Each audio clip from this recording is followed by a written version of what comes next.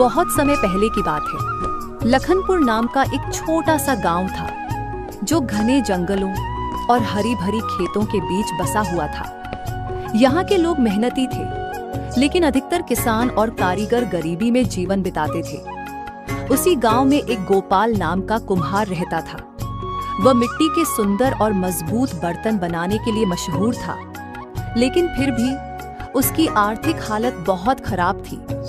गोपाल की छोटी सी झोपड़ी गांव के आखिरी छोर पर थी। उसकी पत्नी लक्ष्मी एक दयालु और समझदार स्त्री थी और उसका 10 साल का बेटा मधुकर एक होशियार और नटखट बालक था। घर के सामने एक गाय बांधी थी जो दूध तो देती थी, मगर बहुत कम। उनके पास खाने के लिए बस मुट्ठी भर अनाज बचा था। एक दिन सुबह सुबह गोपाल अपने घर के बाहर बैठा मिट्टी के बर्तन बना रहा था। उसके हाथ कुशल थे, लेकिन चेहरे पर चिंता की रेखाएं साफ दिख रही थीं। लक्ष्मी अंदर से निकली और धीरे धीरे उसके पास आकर बैठ गई। गोपाल, कब तक हम इस गरीबी में जीते रहेंगे? घर में आटा खत्म हो गया है और हमारी गाय भी भूखी है। मैं जानता हूँ लक्ष्मी, लेकिन मेरे पास कोई और रास्ता नहीं है। मैं रोज मेहनत करता हूँ, फिर भी पेट भरने लायक पैसा नहीं मिल पाता। लक्ष्मी ने अपने आंचल से आंसू पोंछे और कुछ कहने ही वाली थी कि तभी मधुकर दौड़ता हुआ वहां आ गया। पिताजी, मैं भी आपकी मदद करूंगा। मैं बाजार जाकर आपके बनाए हुए बर्तन बेच दूंगा। नहीं बेटा, तुम्हारा काम पढ़ाई करना है। मैं तुम्हें इस गरीबी से निकालूंगा। तुम्हें पढ़ा लिखा कर बड़ा आदमी बनाऊंगा। लक्ष्मी की आंखों में आंसू आ गए। उसने भगवान की मूर्ति की ओर देखा और मन ही मन प्रार्थना करने लगी। गोपाल जब भी अपने बर्तन बनाकर बाजार में बेचने जाता, गांव के जमींदार रघुनाथ सिंह के आदमी आकर उसकी मेहनत पर पानी फेर देते। गांव में एक क्रूर परंपरा थी, जो भी कुम्हार, किसान या कारीगर अपनी चीजें बेचेगा, उसे जमींदार को कर देना पड़ता। यह कर इतना अधिक होता कि बेचने वाले को अपने हिस्से में कुछ नहीं बचता। उस दिन भी गोपाल ने जैसे तैसे 5-6 घड़े और कुछ मिट्टी के दिए बनाकर तैयार किए और उन्हें बाजार में बेचने के लिए निकला। वह बहुत उम्मीद के साथ अपने घड़े ठेले पर रखकर बाजार की ओर बढ़ा, लेकिन जैसे ही वह बाजार पहुंचा, जमींदार के आदमी वहां पहले से ही खड़े थे। उनमें से एक, जिसका नाम भैरव था, गोपाल की ओर बढ़ा। अरे गोपाल, तुझे मालूम नहीं कि बिना जमींदार साहब को कर दिए तू कोई सामान नहीं बेच सकता। साहब, मैं बहुत गरीब हूँ। मेरा परिवार भूखा मर रहा है। कृपा करके मुझे कुछ पैसे कमाने दीजिए। गरीबी तो तेरी किस्मत में लिखी है रे कुम्हार। तेरा बर्तन हमारा हुआ। कहते हुए उसने गोपाल के ठेले पर रखे घड़ों को लात मारकर गिरा दिया। मिट्टी के घड़े और दिए चकनाचूर हो गए। गोपाल की आंखों में आंसू आ गए, लेकिन वह कुछ कर नहीं सका। गांव वाले यह सब देख रहे थे, लेकिन कोई भी जमींदार के डर से आगे नहीं आया। गोपाल का दिल बैठ गया। वह टूटे घड़ों को देखकर जमीन पर ही बैठ गया। उसे समझ नहीं आ रहा था कि अब वह घर जाकर लक्ष्मी और मधुकर को क्या जवाब देगा। शाम को जब वह खाली हाथ घर पहुंचा, तो लक्ष्मी ने जैसे ही उसकी दशा देखी, वह समझ गई कि क्या हुआ होगा। वह दौड़कर आई और उसके कंधे पर हाथ रखा। हे भगवान, हमारे साथ ऐसा अन्याय क्यों? गोपाल ने कुछ नहीं कहा। उसने सिर झुका लिया। मधुकर भी दुखी होकर अपने पिता के पास बैठ गया। लक्ष्मी ने भीतर जाकर मिट्टी के घड़े में देखा। उसमें केवल मुट्ठी भर आटा बचा था। उसने वह निकालकर चूल्हे पर 2 रोटियां बनाई और अपने पति के सामने रख दी। खाइए, आज बस इतना ही है। गोपाल की आंखों में आंसू आ गए। उसने खुद खाने से मना कर दिया और रोटियां मधुकर की तरफ बढ़ा दी। अब बहुत हो गया। मैं इस जुल्म के खिलाफ कुछ करूंगा। ये जमींदार हमें हमेशा दबाता रहेगा अगर हम चुप रहे। गोपाल, कुछ गलत मत करना। जमींदार बहुत ताकतवर आदमी है। उसके पास हथियार हैं, आदमी है। अब डर कर जीने से अच्छा है कुछ नया करने की कोशिश करूं। अब हालात बदलने होंगे। उस रात गोपाल सो नहीं पाया। उसकी आंखों में जमींदार के आदमी भैरव का वह घिनौना चेहरा घूम रहा था, जिसने उसकी मेहनत को मिट्टी में मिला दिया था। उसके पेट में भूख की आग थी, लेकिन उससे कहीं ज्यादा जलन उसकी आत्मा में थी। लक्ष्मी और मधुकर दोनों सो चुके थे, लेकिन गोपाल की आंखों में नींद नहीं थी। वह अपनी टूटी फूटी झोपड़ी से बाहर निकला और खुले आकाश की ओर देखने लगा। आसमान में टिमटिमाते तारे भी जैसे उसकी दुर्दशा पर रो रहे थे। क्या इस गरीबी से कभी छुटकारा मिलेगा? क्या हम हमेशा जमींदारों के जुल्म सहते रहेंगे? अगर सारे गांव वाले एक हो जाएं, तो इस जमींदार के जुल्म का अंत किया जा सकता है। सुबह होते ही वह गांव के चौपाल पर पहुंचा, जहां कुछ किसान और कारीगर बैठे थे। उसने सबके सामने अपनी बात रखी। भाइयों, कब तक हम जमींदार के जुल्म सहते रहेंगे? क्यों ना हम सब मिलकर इसका विरोध करें? गांव वालों ने एक दूसरे की ओर देखा। कुछ ने सिर हिला दिया, कुछ ने उसकी बात पर हंसी उड़ा दी। गोपाल, तेरी बात सही है, लेकिन जमींदार से टकराने का मतलब है मौत। हमने बचपन से यही देखा है। हमारे बाप दादा भी इसके सामने टिक नहीं सके। गोपाल, हम गरीब लोग हैं, हमारे पास ताकत नहीं है। अगर हमने विरोध किया तो हमारा हाल और बुरा हो जाएगा। गोपाल ने उनकी बातें सुनी और फिर गहरी सांस ली। उसे समझ में आ गया कि कोई भी आगे बढ़ने को तैयार नहीं था। डर ने उनकी हड्डियों तक को जकड़ रखा था। वह निराश होकर वहां से लौट आया, लेकिन उसके मन में अभी भी एक हलचल थी। रात हुई। मधुकर और लक्ष्मी दोनों सो चुके थे, लेकिन गोपाल की आंखों में अभी भी नींद नहीं थी। उसने झोपड़ी के कोने में पड़े अपने पुराने कपड़े उठाए, एक लकड़ी का डंडा लिया और गांव के बाहर की ओर निकल पड़ा। गांव के पास एक पुराना जंगल था, कालीवन। यह जंगल रहस्यमयी माना जाता था। लोग कहते थे कि वहां एक साधु वर्षों से तपस्या कर रहा है, जो सच्चे इंसानों की मदद करता है और पापियों को दंड देता है। गोपाल ने सुना था कि वह साधु अद्भुत शक्तियों का स्वामी था, लेकिन उसमें जाने की हिम्मत किसी ने नहीं की थी। उस रात डर को छोड़कर गोपाल अकेले ही कालीवन की ओर बढ़ा। जैसे ही गोपाल जंगल में पहुंचा, ठंडी हवा चलने लगी। चारों ओर घना अंधकार था और हर तरफ से अजीब अजीब आवाजें आ रही थी। क्या मैं सही कर रहा हूँ? अगर यहाँ कोई भूत प्रेत हुआ तो? अचानक झाड़ियों के पीछे से एक हल्की सी आवाज आई। कौन है जो इस जंगल में आया है? गोपाल का दिल जोर जोर से धड़कने लगा। उसने चारों ओर देखा, लेकिन वहां कोई नहीं था। मैं गोपाल, गांव का एक गरीब कुम्हार। मैं आपकी मदद लेने आया हूँ। कुछ पल तक सन्नाटा छाया रहा। फिर सामने एक बूढ़े साधु प्रकट हुए। उनकी लंबी सफेद दाढ़ी थी, माथे पर भस्म लगा था और उनके चेहरे पर गहरी शांति थी। गोपाल, मैं जानता हूँ कि तू क्यों आया है। तू जमींदार के जुल्म से तंग आ चुका है। महात्मा, आप सब जानते हैं। मैं सब जानता हूँ, लेकिन अगर तुझे इस अन्याय को खत्म करना है तो तुझे कठिन परीक्षा देनी होगी। क्या तू तैयार है? मैं हर परीक्षा के लिए तैयार हूँ। बस इस जुल्म को खत्म करना चाहता हूँ। साधु ने अपनी आंखें बंद की और धीरे धीरे एक मंत्र पढ़ने लगे। जंगल में हल्की हल्की रोशनी फैलने लगी। अचानक उन्होंने अपनी कमंडल से कुछ मिट्टी निकाली और गोपाल के हाथों में रख दी। यह कोई साधारण मिट्टी नहीं है।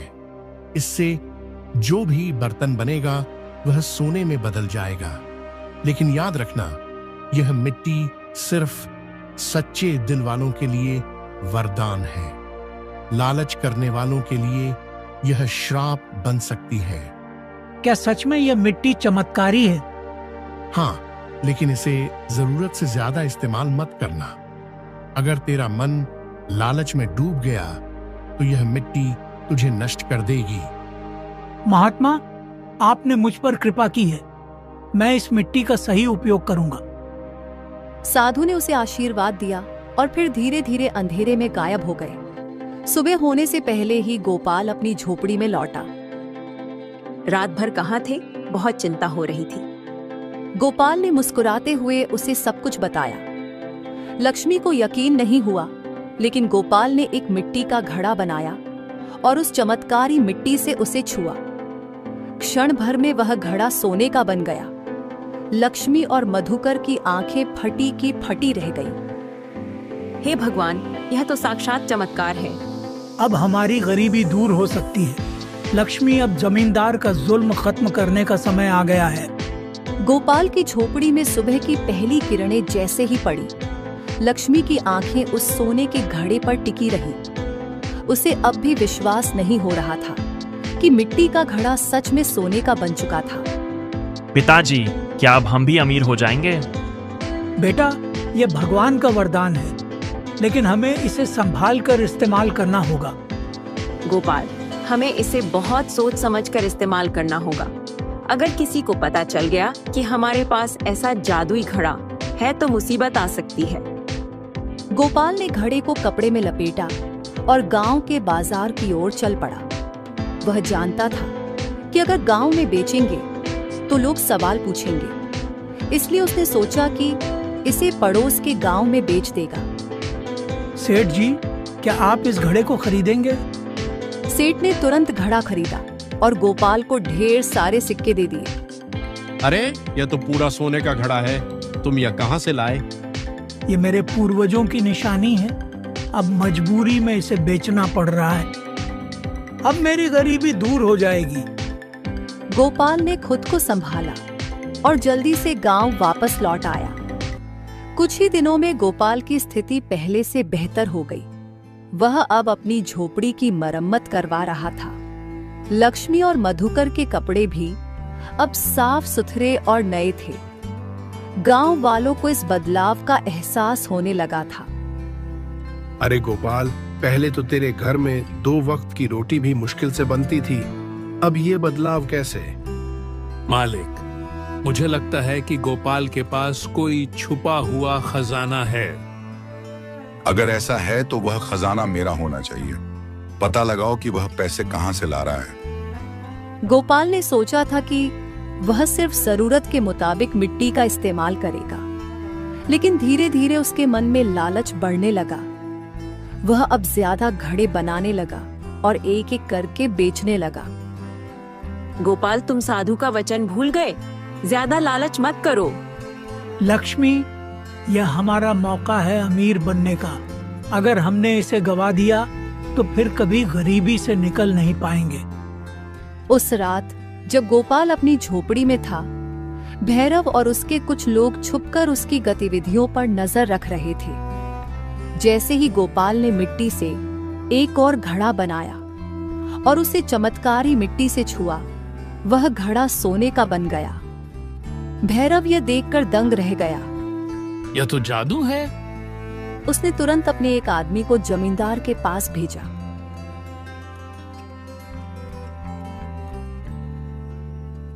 गोपाल को इस बात की भनक नहीं लगी कि अब उसकी दौलत की खबर उसके सबसे बड़े दुश्मन तक पहुंच चुकी थी। सुबह हुई। गोपाल ने जैसे ही अपने घर से बाहर कदम रखा, उसने देखा कि जमींदार और उसके कई आदमी उसकी झोपड़ी के सामने खड़े थे। गोपाल, सुना है कि तेरे पास कोई चमत्कारी मिट्टी है। अब वह मिट्टी मेरी होगी। अब गोपाल को समझ में आया कि उसके लालच ने उसे कितनी बड़ी मुसीबत में डाल दिया था। गोपाल जमींदार और उसके आदमियों को देखकर कांप उठा। झोपड़ी के बाहर पूरा गांव इकट्ठा हो गया था। लोग फुसफुसा रहे थे। लगता है गोपाल ने सच में कोई खजाना खोज लिया है। अगर जमींदार को पता चल गया तो वह सब कुछ छीन लेगा। मालिक, मेरे पास कुछ भी नहीं है। यह सब झूठी अफवाहें हैं। झूठ मत बोल गोपाल, मुझे सब पता है कि तेरे पास कोई जादुई मिट्टी है जिससे तू सोने के घड़े बना रहा है। अब बता, वह मिट्टी कहाँ है? मालिक, हमें मत सताइए, हम गरीब लोग हैं। इस झोपड़ी की पूरी तलाशी लो। भैरव और उसके आदमियों ने गोपाल के घर का कोना कोना छान मारा, लेकिन उन्हें कोई जादुई मिट्टी नहीं मिली। गोपाल को पहले ही शक हो गया था कि कोई उसकी जासूसी कर रहा है, इसलिए उसने रात में ही चमत्कारी मिट्टी को पास के जंगल में एक पेड़ की जड़ के नीचे छुपा दिया था। मालिक, यहाँ कुछ नहीं मिला। अगर तूने मुझे धोखा देने की कोशिश की तो तेरी जान ले लूंगा। मालिक, सच में मेरे पास कुछ नहीं है। गोपाल पर नजर रखो, यह मिट्टी जरूर कहीं छुपाई गई है। गोपाल को अब हर वक्त यह डर सताने लगा कि कहीं भैरव उसकी सच्चाई का पता न लगा ले, इसलिए उसने अब कुछ दिनों तक घड़े बनाने बंद कर दिए। लेकिन भैरव बड़ा चालाक था, वह चुपके चुपके गोपाल का पीछा करने लगा। एक रात जब पूरा गांव सो रहा था, गोपाल दबे पांव जंगल की ओर चला गया। जैसे ही उसने मिट्टी को निकालने के लिए हाथ बढ़ाया, तभी झाड़ियों के पीछे से भैरव की कुटिल हंसी सुनाई दी। आखिरकार पकड़ ही लिया तुझे। भैरव ने तुरंत कुछ आदमियों को बुलाया और उन्हें मिट्टी उठाने का आदेश दिया। अब चल मालिक के पास, अब तेरी असली पोल खुलेगी। गोपाल को जबरदस्ती जमींदार के महल में खींचकर ले जाया गया। तो यह रही वह चमत्कारी मिट्टी, अब यह मेरी होगी। मालिक, कृपा करके इसे मत छीनिए, ये मिट्टी मेरी मेहनत का सहारा है। जल्दी से मेरे लिए एक घड़ा बनाओ और इस मिट्टी से उसे सोने का बना दो। अगर कोई लालच करेगा तो मिट्टी श्राप बन जाएगी। हे भगवान, अब क्या होगा?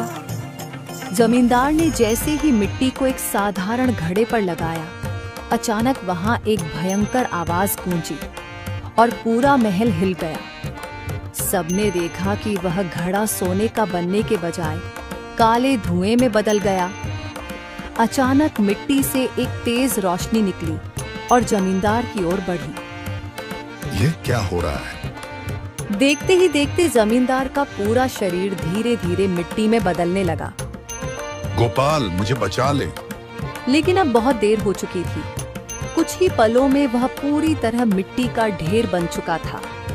गांव वालों ने यह दृश्य देखा और हैरान रह गए। गोपाल, हमें माफ कर दे, हमने तुझ पर शक किया था, लेकिन अब हमें समझ में आ गया कि मेहनत का कोई विकल्प नहीं होता। भैरव और बाकी नौकरों ने डर के मारे महल से भागना शुरू कर दिया। गांव के लोग अब समझ गए थे कि लालच का अंजाम क्या होता है। हरी राम, गुलाब काका और बाकी लोग गोपाल के पास आए। गांव वालों ने मिलकर जमींदार की संपत्ति को गरीबों में बांट दिया। गोपाल ने अब दोबारा मिट्टी के घड़े बनाने शुरू किए, लेकिन इस बार साधारण मिट्टी से, बिना किसी जादू के। अब उसकी मेहनत और ईमानदारी ही उसकी असली ताकत थी। लक्ष्मी और मधुकर के चेहरे पर खुशी थी। गांव में फिर से सुख शांति लौट आई और सबको यह सीख मिली कि सच्ची खुशी मेहनत में होती है।